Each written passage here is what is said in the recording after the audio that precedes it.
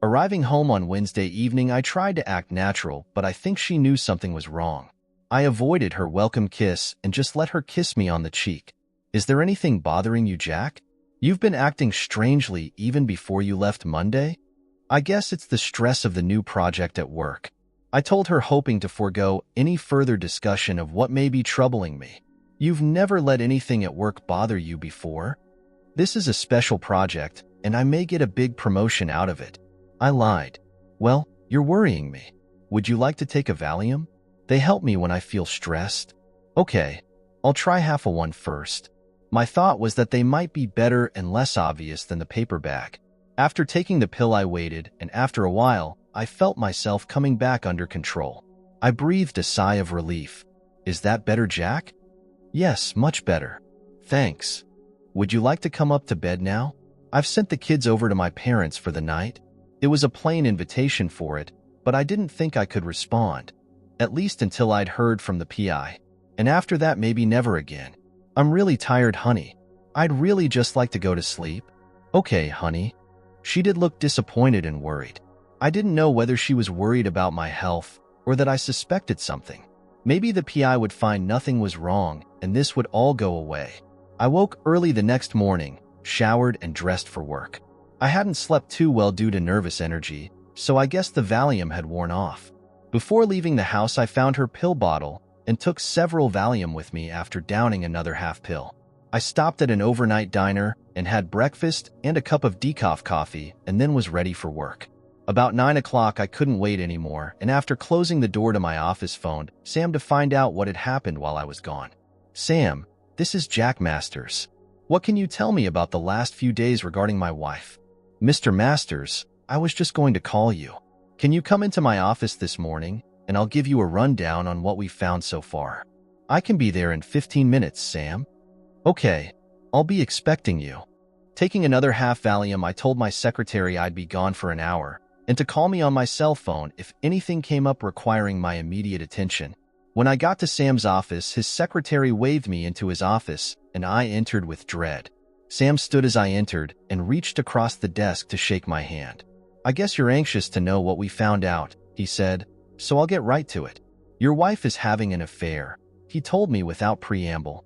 Oh God, I was afraid of that, I said as I fell back into a chair in front of his desk. I'm afraid it's more than an affair. She's into some hardcore with her lover and appears to readily submit to him and others, and with pain as a primary motivator. He began to lay out a series of still photos on his desk in front of me, and I saw my wife of 13 years with a man, bound to a bed. Finally, a picture of her with 2 men. Now I knew why I hadn't seen her naked body for a while. I was suddenly sick and had to run from Sam's office and down the hall to a toilet where I heaved up my breakfast and more. It took some time to recover, and I popped another half Valium before returning to Sam's office. His secretary looked at me sympathetically when I returned and went back to Sam. Sorry about that, I said. He'd picked up the pictures while I was gone and placed them in an envelope. These are preliminary until I hear from you regarding how much more you want us to do. We also have a video of the entire evening on Tuesday, he told me as he handed me the envelope. When you think you're done with our services, we'll prepare a final report for you and a copy for your lawyer. By the way, we found out that her master is John Harding, a vice president at the bank where she works. I was still in shock, but the Valium was keeping me calm now, and I could think with some clarity. All right, Sam, I'll let you know. Right now I've got to sit down and think about my options. I understand. We'll be waiting to hear from you. I headed back to my office and a quiet time for soul searching. Back in my office, I told my secretary I didn't want to be disturbed and went into my office and closed the door. I had to make a decision that would impact our marriage, my family, and our kids. I sat in my office the rest of the day without leaving, even forgetting lunch. My secretary knew something was bothering me and suspected correctly that it had to do with problems at home.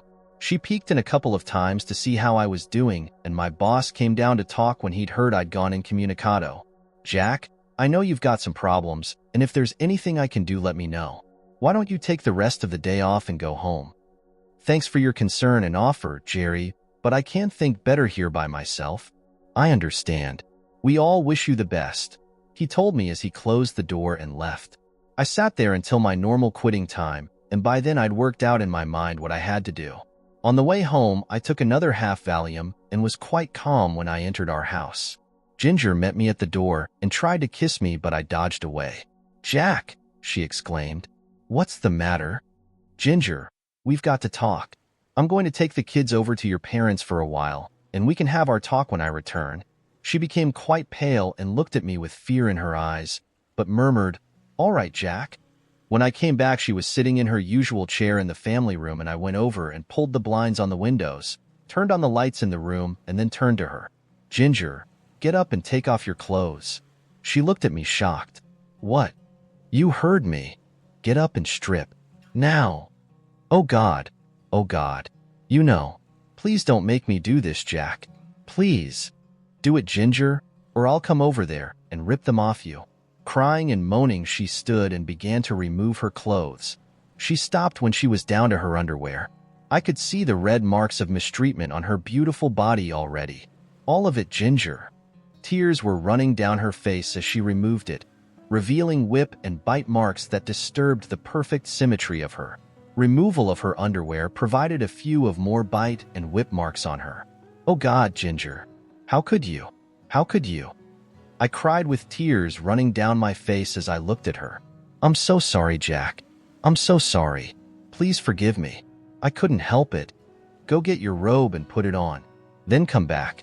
We're going to talk, and you're going to have some decisions to make." I managed to gasp out as I tried to wipe away my tears with my shirt sleeve. I could feel my chest begin to tighten again, and my stomach seemed to be in a turmoil as she left the room and I went and had another half Valium. When she returned with her robe on, I was starting to feel calmer. I waved her to her chair. I handed her the envelope with the pictures of her tryst and said, "Look at them, you. See what your family, your parents, my parents, and all our friends are going to see, as well as the divorce court. Look at every one of them." I really didn't think she saw one of the images as she shuffled quickly through them with her body shaken by uncontrolled sobbing and her eyes flooded with tears. "Oh God, what have I done? I'm so sorry. I'm so sorry. I want you to tell me about it. I don't want the gory details. Just tell me how it started. Tell me how many other affairs you've had. Tell me if the kids are mine. Tell me if you love and want to go with your master, John Harding. Oh Jack, I've never had another affair, and I love you and want to stay with you and our kids. The kids are yours. Please don't doubt that. Don't turn me out. Help me. I need you now. I don't have any love whatever for him."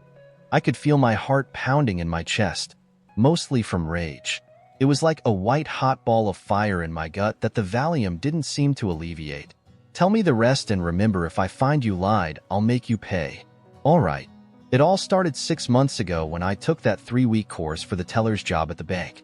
John Harding taught the class to me and 3 other women who wanted to be working part-time. I had some troubles catching on to some of the stuff he was teaching, and he had me stay behind after class to tutor me after the bank closed.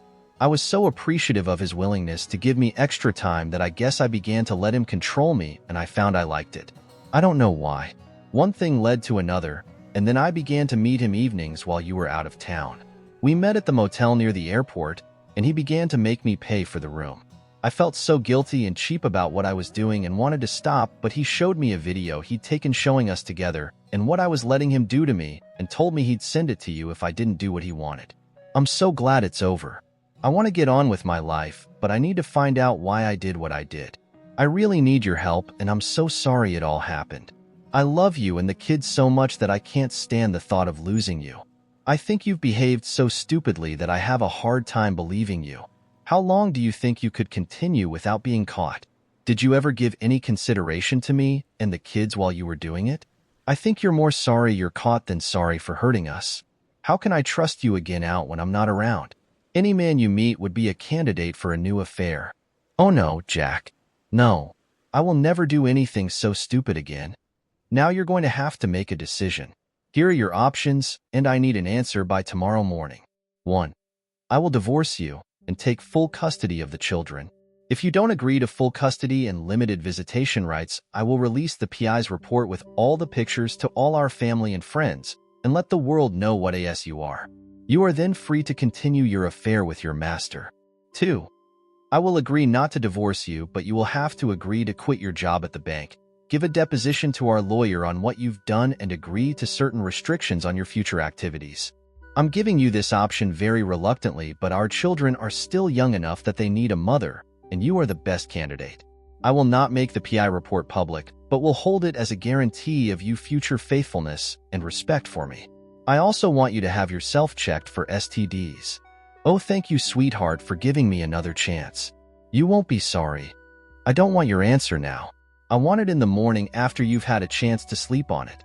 You'll be sleeping in the spare room tonight and for the foreseeable future. All right, Jack. I understand. I hope you do. The next morning, I was down early after a sleepless night.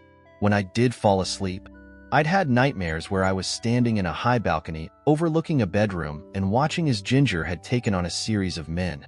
I couldn't find a way down to stop her, and I'd wake up in a cold sweat. I must have cried out because twice times Ginger had knocked on the door asking if everything was okay. When she left, I heard her sobbing as she moved down the hall back to our spare room.